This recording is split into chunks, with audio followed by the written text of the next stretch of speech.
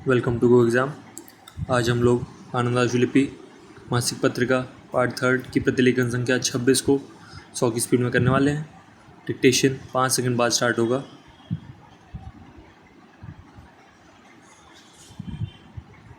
Start.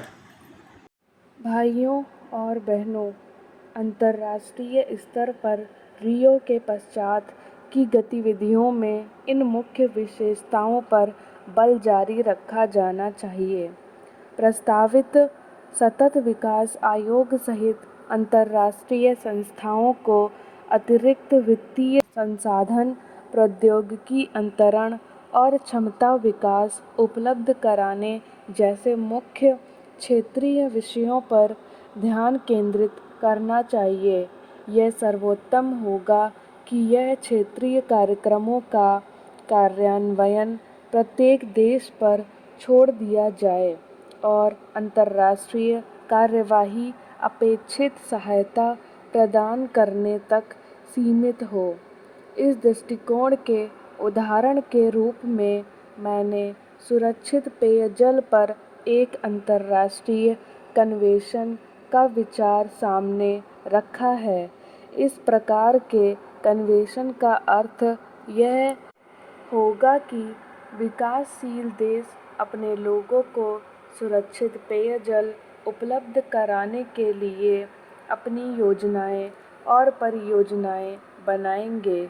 विकासशील देश convention के माध्यम से आवश्यक तकनीकी और वित्तीय संसाधन प्रदान करेंगे ताकि विकासशील देशों द्वारा स्वेच्छा से शुरू किए गए कार्य पूरे किए जा सकें।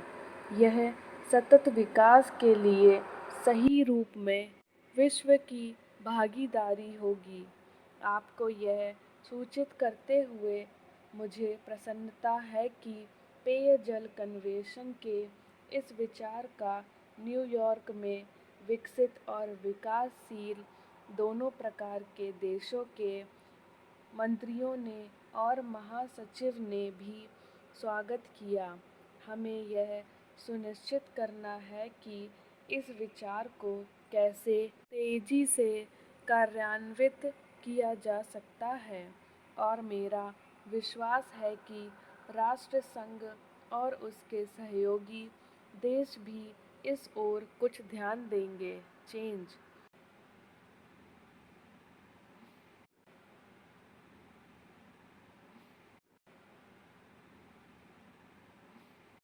उपर्युक्त दो कन्वेंशनों को अभी लागू किया जाना है, किंतु यह देखने के लिए प्रारंभिक कार्यवाही शुरू कर दी गई है कि अंतरिम अवधि में क्या-क्या गतिविधियां शुरू की जा सकती हैं।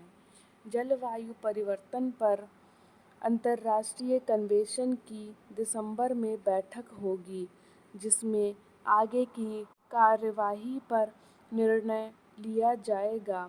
संयुक्त राष्ट्र पर्यावरण कार्यक्रम के जैव विविधता कन्वेंशन को लागू करने के लिए सिफारिशें करने हेतु 4 विशेषज्ञ नामिकाएं बनाई हैं।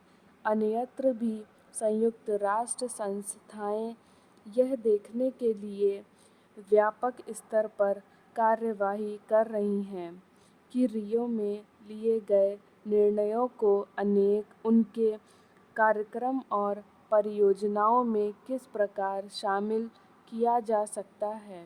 डॉक्टर टोल्बा ने संयुक्त राष्ट्र पर्यावरण कार्यक्रम की भावी भूमिका पर अनौपचारिक रूप से चर्चा करने के लिए दिसंबर के प्रारंभ में नैरोबी में कुछ चुने हुए मंत्रियों की बैठक बुलाई है और मैं भी इस अवसर पर अपने विचार रखूंगा। संयुक्त राष्ट्र विकास कार्यक्रम ने स्वयं एक पहल की है जिसे उपयुक्त नाम कैपेसिटी 21 दिया गया है और हमें प्रसन्नता है कि श्री मॉरिस स्वयं इस पहल का व्यक्तिगत रूप से मार्गदर्शन और संचालन कर पाएंगे।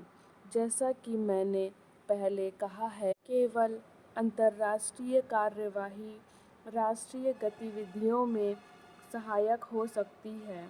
इसी महत्वपूर्ण क्षेत्र में स्वैच्छिक गैर सरकारी क्षेत्र, जिनके यहाँ उपस्थित आप सभी प्रतिनिधि हैं, से ही नेतृत्व मिल सकता है और सतत विकास के मार्ग पर बढ़ने के लिए हमें इच्छा शक्ति और प्रवृत्ति होगी।